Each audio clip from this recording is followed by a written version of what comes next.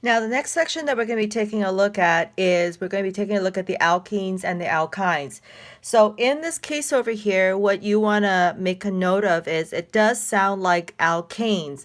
So what is the significance of the change in the ending here? So from an A to an E, and then from, in this case, an A to a Y. So alkenes are for those molecules that have a double bond in their main chain, and alkynes are for those molecules that have a triple bond in their main chain. And so right now what I'm going to show you is I'm going to show you this molecule, and this has 1, 2, 3, 4, 5 carbons in its main carbon backbone, and all of these right now are single bonds. And so this here will be your alkane.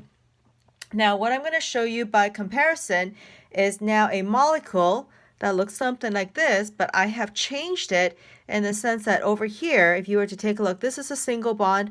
I have now changed this so this now has a double bond.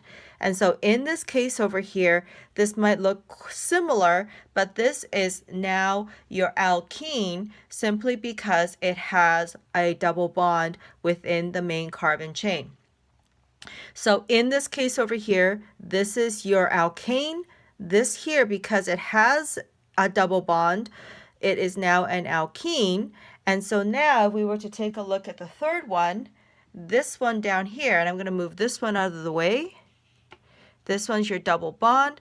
This one now has your triple bond. So now at the same location, if I was to rotate this around, you'll see now I have 3 bonds connecting this carbon over here to the third carbon, and this change causes the molecule to change slightly, to a different structure, and this one here is what we would be calling our alkynes.